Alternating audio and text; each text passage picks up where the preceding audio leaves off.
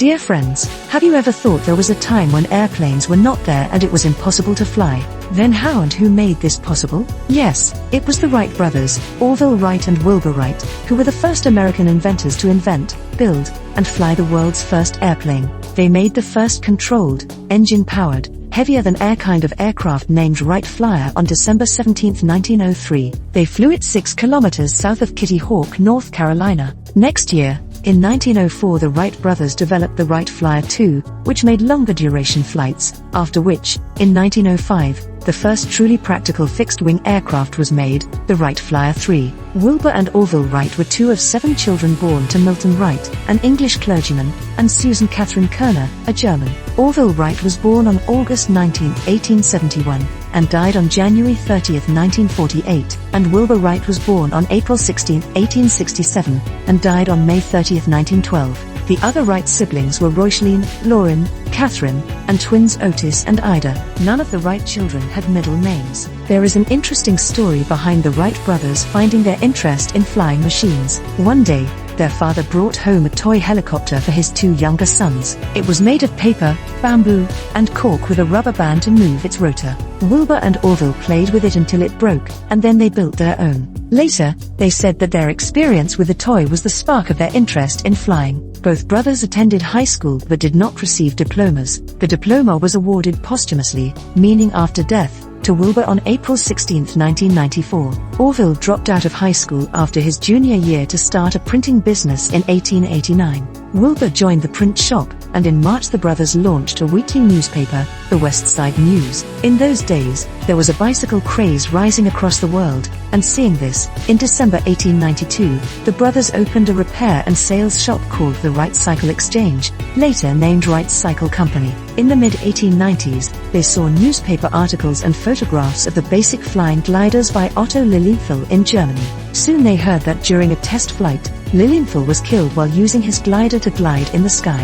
After Lilienthal's death, the brothers knew that the idea of flying needed to be explored more, but they knew that gliders should have controls before trying to make and fly a motor-driven flight. The death of British aeronaut Percy Pilcher in another hang-gliding crash made their opinion stronger. Surely, a reliable method of pilot control was the key to successful and safe flight. As the main target of their experiments, they aimed control as the unsolved part of the flying problem. They thought the other 2 parts, wings and engines, were already good then. Can you imagine that they learned the concepts of flying from birds? Have you tried to learn anything from an animal or bird at any time? They observed the birds flying carefully and took notes of their activities while flying. Based on observation, Wilbur found that birds changed the angle of the ends of their wings to make their bodies roll right or left. The brothers decided this would be a good way for a flying machine to turn to bank or lean into the turn just like a bird. They puzzled over how to achieve the same effect and found a solution when Wilbur idly twisted a long inner tube box at the bicycle shop.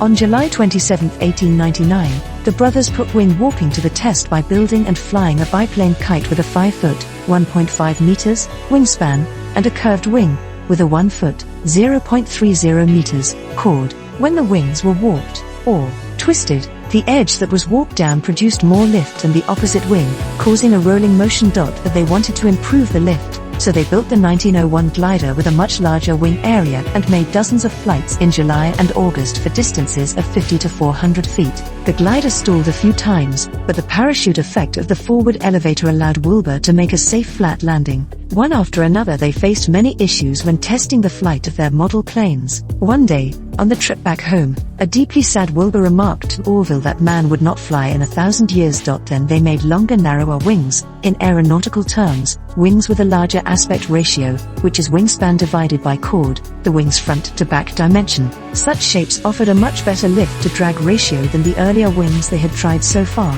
Next, the Wrights discovered the true use of the movable vertical rudder. Its role was not to change the direction of flight, but to aim or align the aircraft correctly during turns and wind disturbances. With their new method, the Wrights achieved true control for the first time, a major milestone. In 1903 the brothers built the powered Wright Flyer, using their preferred material for construction, spruce, a strong and lightweight wood. They also designed and carved their wooden propellers, and had a purpose-built gasoline engine fabricated in their bicycle shop.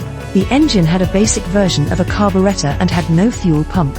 The propeller was driven, like those of bicycles. The Flyer cost less than $1,000. Their first powered test flight happened on the 121st anniversary of the first hot air balloon test flight that the Montgolfier brothers had made. After some repairs, the Wrights finally took to the air on December 17, 1903. The first flight, by Orville, of 120 feet in 12 seconds, at a speed of only 6.8 miles per hour over the ground, was recorded in a famous photograph. The next two flights covered approximately 175 and 200 feet, by Wilbur and Orville respectively. Their altitude was about 10 feet above the ground. They invited reporters to their first flight attempt on the condition that no photographs be taken. Engine troubles and slack winds prevented any flying, and they could manage only a very short hop a few days later with fewer reporters present.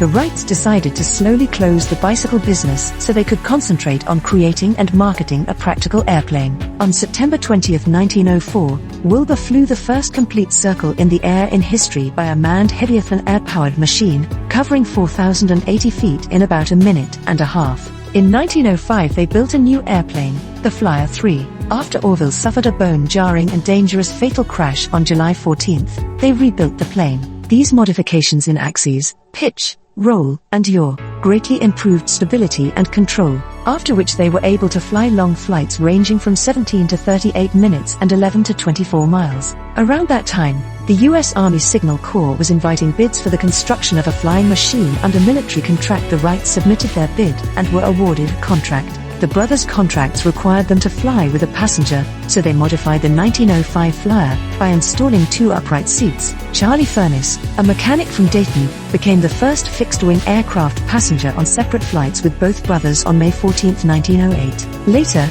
Wilbur overcontrolled the front elevator and crashed into the sand at about 50 miles per hour. He emerged with bruises and hurt ribs, but the accident ended the practice flights. On October 7, 1908, Edith Berg, the wife of the brothers' European business agent, became the first American woman passenger when she flew with Wilbur. Orville followed his brother's success by demonstrating another nearly identical Flyer to the United States Army at Fort Myer, Virginia. On September 9th, he made the first hour-long flight, lasting 62 minutes and 15 seconds. In a demonstration flight, Orville was badly injured, suffering a broken left leg and 4 broken ribs. The brother's sister Catherine, a schoolteacher, rushed from Dayton to Virginia and stayed by Orville's side for the 7 weeks of his hospitalization. On May 25, 1910, back at Huffman Prairie, Orville piloted 2 unique flights. First, he took off on a 6-minute flight with Wilbur as his passenger, the only time the Wright brothers ever flew together. They received permission from their father to make the flight. They had always promised Milton they would never fly together to avoid the chance of a double tragedy. The Wright Company was formed on November 22, 1909. Wilbur spent the next year before his death traveling, where he spent a full 6 months in Europe attending to various business and legal matters. Later, he fell ill and was diagnosed with typhoid fever. Wilbur died, at age 45, at the Wright family home. Orville made his last flight as a pilot in 1918 in a 1911 Model B. Orville died at age 76 on January 30, 1948, over 35 years after his brother, following his second heart attack. The site of the first flights in North Carolina is preserved as Wright Brothers National Memorial, while their Ohio facilities are part of Dayton Aviation Heritage National Historical Park. In addition to appearing on both the front and back of the official United States pilot certification, the Wright brothers and their airplane have been commemorated on several U.S. postage stamps. NASA named the first Martian airfield for the Ingenuity helicopter Wright Brothers Field. That's the amazing story of the Wright brothers, who invented the airplane to fly in the sky like a bird and inspired people around the world. So, if you could ask the Wright brothers one question, what would it be? The secrets of the airplane engine, or maybe even their favorite experiment with wings? Let us know in the comments below. And if you learned something from the video, then please like, share and subscribe for more such videos on the lives of great personalities of the world.